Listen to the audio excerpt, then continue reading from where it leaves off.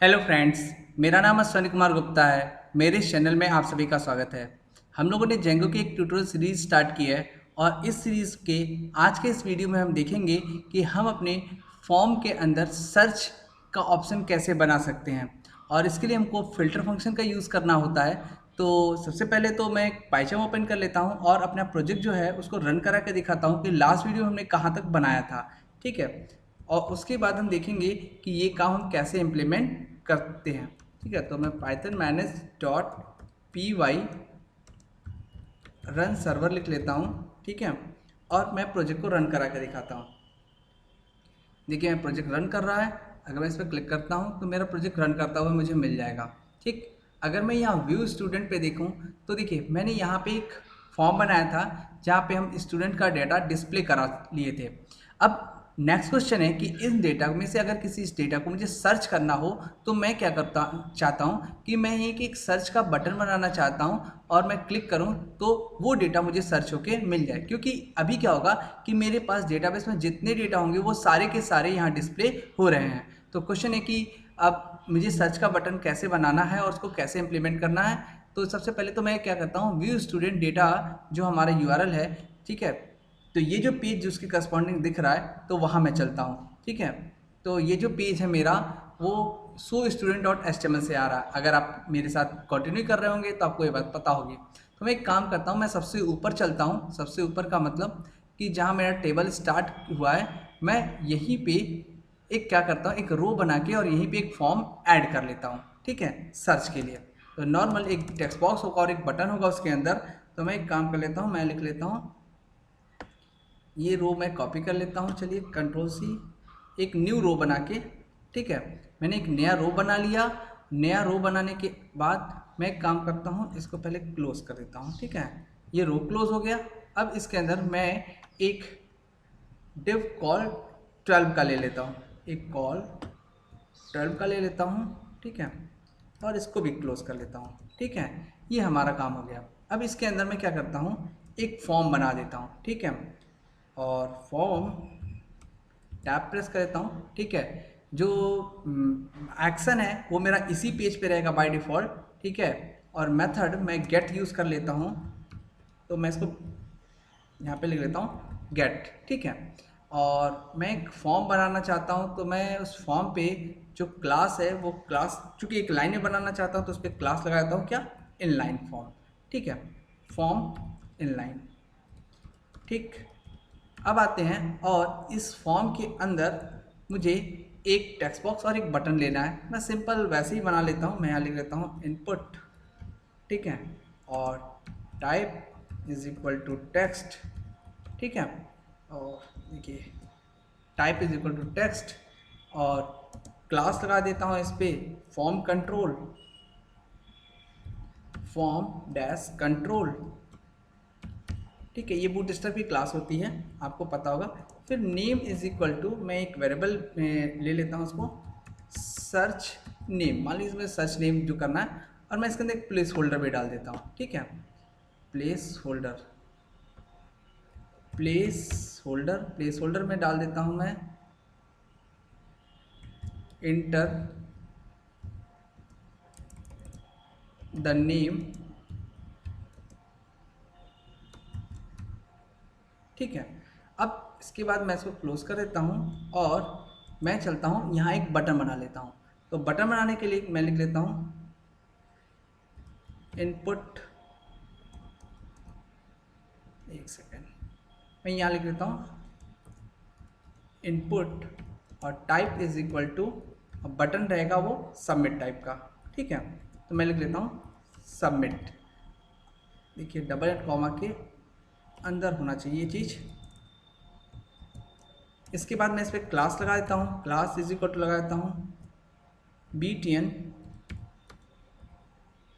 और BTN success, green colour का button बनेगा। ठीक है, और इसकी जो वैल्यू है वो मैं लिख देता हूँ सर्च। ठीक है, ठीक, देखिए अब इस तरीके से मेरा एक फॉर्म बनके तैयार हो गया होगा, और मैं चल के देखता हूँ वहाँ पे मेरा फॉर्म दिख रहा है कि नहीं। मैं पेज को चलता हूँ और ज़रा इसको रिफ्रेश करता हूँ। ठीक है, देखिए ये मेरा फॉर्म बन गया है। अब मैं चाहता हूँ कि यहाँ पे मैं जो कुछ भी टाइप करूँ और सर्च बटन पे क्लिक करूँ तो देखिए यहाँ पे मुझे सर्च होके आना चाहिए। फिलहाल ये सर्च नहीं हो रहा है। ठीक है, अब मुझे क्या करना होगा, देखिए अब मैं चलता हूँ, इसकी जो कोडिंग लिखा होगा डिस्प्ले की, ठीक है, डिस्प्ले की कोडिंग हम लिखे होंगे views.py के अंदर। ठीक है, और views.py के अंदर ये व्यू स्टूडेंट डेटा है जो मेरा डेटा को डिस्प्ले कराने का काम कर रहा है। अब मुझे यहाँ पे थोड़े से मामूली से चेंजेस करने हैं। ठीक है, जो चेंजेस करने हैं वो क्या करने हैं हम बताते हैं आपको। देखिए सबसे पहले तो जो डेटा आ रहा है, ठीक, मैं एक काम कर लेता हूँ, यहाँ पे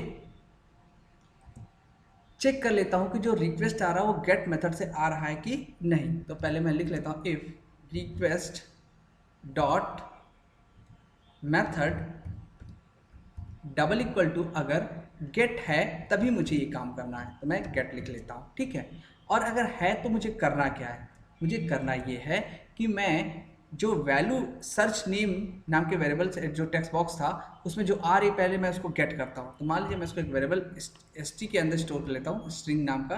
ठीक है, और मैं लिखता हूँ रिक्वेस्ट, पहले उसकी वैल्यू को मैं गेट करता हूँ, रिक्वेस्ट डॉट गेट, और जो मेथड है हमारा कौन सा होता है, गेट, और इससे उसकी वैल्यू को गेट कर लेते हैं। उसका नाम क्या है, सर्च नेम। देखिए मैंने ये सर्च नेम नाम से लिखा था, ध्यान दीजिएगा, यहाँ पे नेम सर्च नेम था तो वही मुझे गेट करना था। मैंने वैल्यू को गेट कर लिया। वैल्यू को गेट करने के बाद हो सकता है कोई ब्लैंक डाल दिया हो, मतलब किसी ने सर्च बटन पे क्लिक कर दिया हो और वैल्यू को कुछ भी उसमें इनपुट ना किया हो, तो उस केस में मुझे चेक करना होगा कि अगर जो स्ट्रिंग की वैल्यू है वो नॉट इक्वल टू, अगर क्या है, नन है। नन है का मतलब वो ब्लैंक नहीं है, तो मुझे ये काम करना है। तो करना क्या है, करना ये है कि मैं एक जो ऊपर फॉर्म बनाया हूँ ना, वही फॉर्म का मैं एक ऑब्जेक्ट बना लेता हूँ। फॉर्म इज इक्वल टू लिखता हूँ student dot object dot filter. ठीक है, ऑब्जेक्ट्स कंट्रोल C कर लेता हूँ इसको, और यहाँ लिख देता हूँ डॉट, जो मेथड है हमारा फिल्टर। ठीक है, ये मुझे यूज़ करना है। ठीक है, फिल्टर, और फिल्टर के अंदर मैं लिख देता हूँ किसकी वैल्यू सर्च करना है।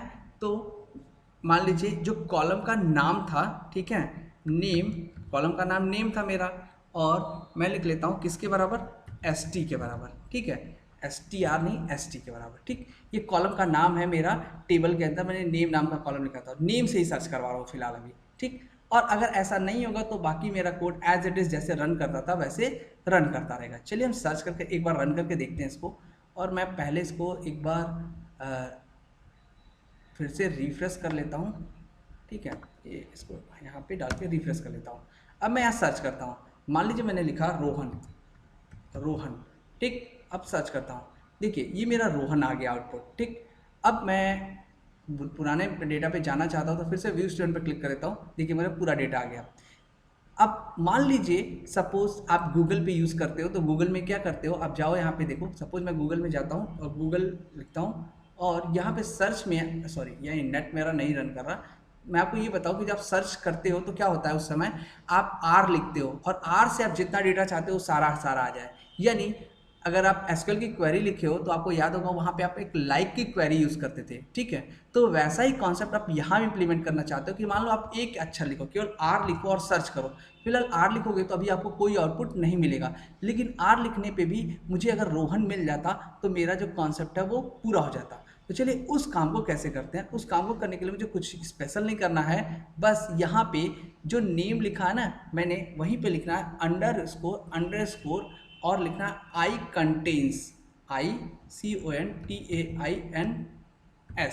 ठीक है, बस आपको इतना लिखना है। और अब आप देखिए रन करके क्या होगा, आप रिफ्रेश करिए इसको एक बार। ठीक है, और यहाँ R लिखिए अब और सर्च करिए, देखिए क्या होगा, सॉरी A लिखिए, सर्च करिए, देखिए क्या हो रहा है।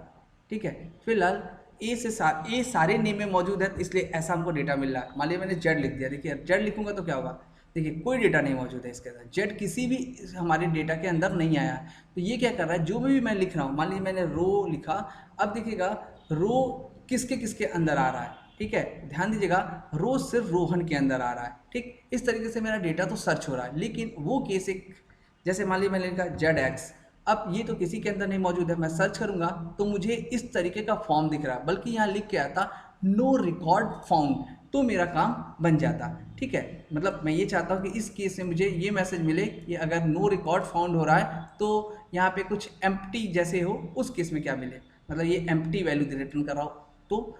तो मैं एक काम करता हूँ, जहाँ व्यू स्टूडेंट डेटा मेरा बना हुआ है, ठीक है, यानी सो स्टूडेंट डॉट HTML पेज पे चलता हूँ और यहाँ पे नीचे आता हूँ और देखिए जहाँ पे हम लोगों ने ये एंड फॉर लिखा था, ठीक है, एंड फॉर में ही हमको यहाँ पे एक चीज़ लिखना होगा, सिंपल सा करली जिंजा फॉर्मेट में एम्प्टी। ठीक है, एम्प्टी मतलब अगर डेटा हमको नहीं मिल रहा है, EMPTY एम्प्टी।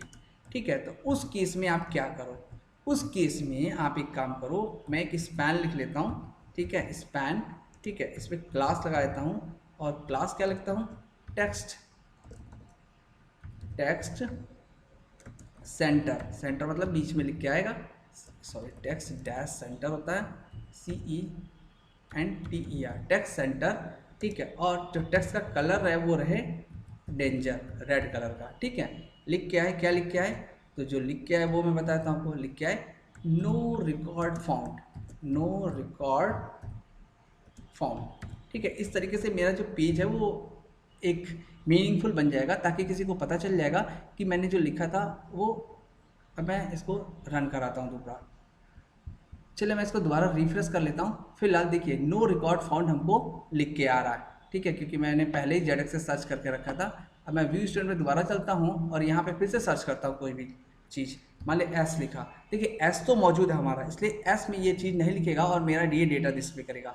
लेकिन मान लीजिए मैंने ST लिख दिया, अब ST तो कहीं मौजूद नहीं होगा, तो मुझे लिखेगा नो रिकॉर्ड फाउंड। इसका मतलब है ये मेरा पेज प्रॉपर तरीके से वर्क कर रहा है। तो आज के इस वीडियो में हमने ये देखा कि हम अपने फॉर्म पे सर्च कैसे बना सकते हैं, और उसके लिए हमको जो फंक्शन यूज़ करना होता है Django में वो है फिल्टर फंक्शन। ठीक है, तो डेटा को डिस्प्ले कराने के बाद आज हम लोगों ने फिल्टर फंक्शन को भी पढ़ लिया।